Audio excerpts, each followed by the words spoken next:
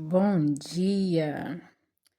Hoje nós vamos estudar um tema que ele é delicado porque existem muitas interpretações a respeito disso, mas nós vamos nos ater ao que a palavra de Deus nos traz.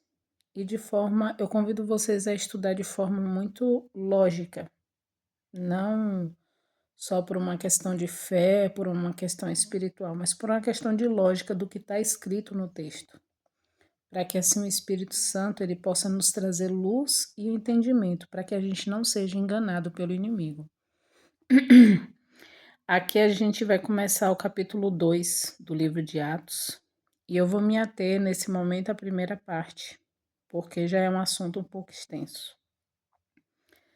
No verso 1, mais uma vez nos chama a atenção, porque fala que o dia do Pentecostes chegou. O que era o dia do Pentecostes? O dia do derramamento do Espírito Santo de uma maneira especial. Mas quando esse dia chegou, existia um ponto importante que nós precisamos, se nós queremos também receber o Espírito Santo dessa forma especial, em sua plenitude, existem algumas coisas, existem alguns critérios. E um é que todos eles estavam unânimes em um lugar. O que significa esse termo unânime? Muitas vezes estamos todos em um mesmo lugar, mas não estamos unânimes. Naquele momento, eles estavam ali por um único propósito, que era clamar pelo poder do Espírito Santo. E isso tornava eles unânimes, entende? A unanimidade ela vem justamente de um propósito em comum.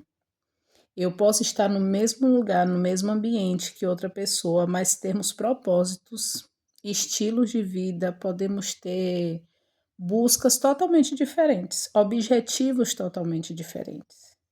Mas para o derramamento do Espírito Santo acontecer, nós precisamos nos unir como um povo, clamando pelo derramamento do Espírito Santo. E muitas vezes nós precisamos nos esvaziar de nós mesmos, perdoar uns aos outros, para que o Espírito Santo seja derramado. Existe uma obra que precisa ser feita em nós individualmente e coletivamente, para que o Espírito Santo ele possa ser derramado em sua plenitude em nossas vidas.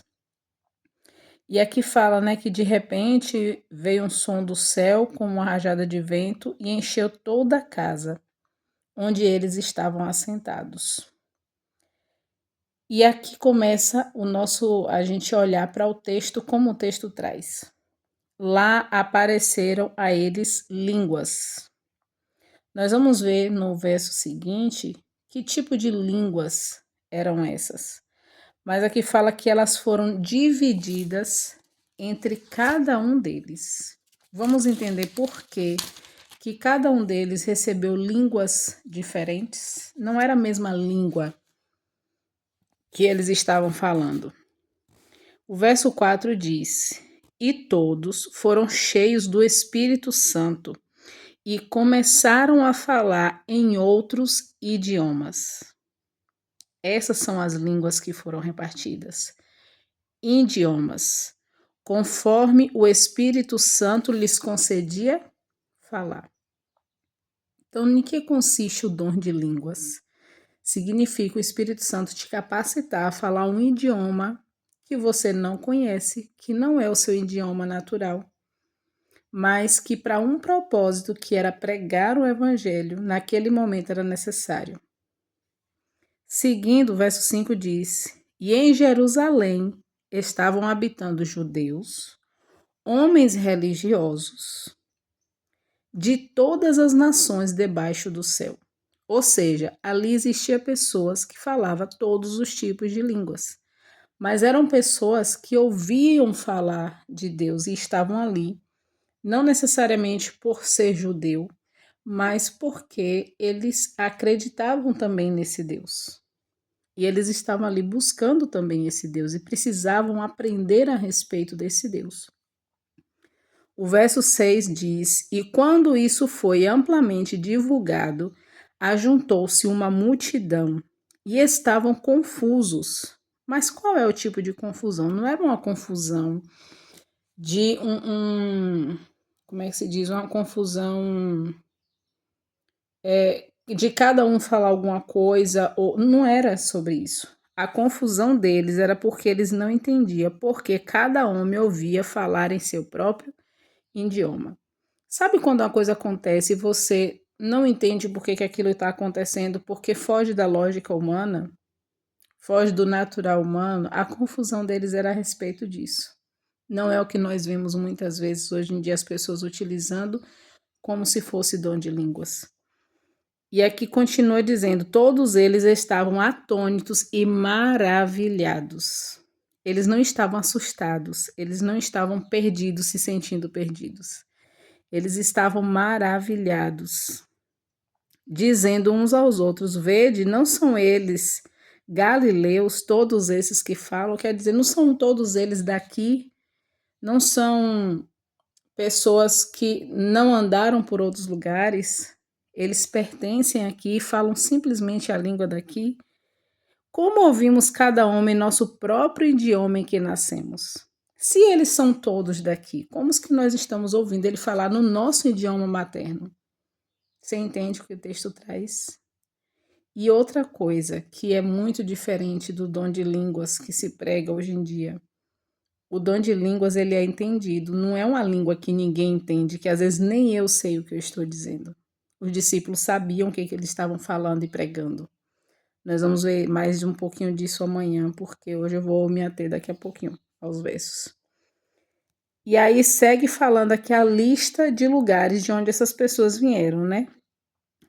Mesopotâmia, Judéia, Capadócia, Ponto da Ásia, Frígia, tem uma lista de as nacionalidades que eles vinham e, portanto, línguas diferentes que eles falavam, idiomas diferentes. E no verso 11 diz: todos ouvimos falar em nosso próprio idioma as obras maravilhosas de Deus. Deus não vai te dar um dom de línguas que não seja entendido ou necessário para que as pessoas conheçam as maravilhas de Deus.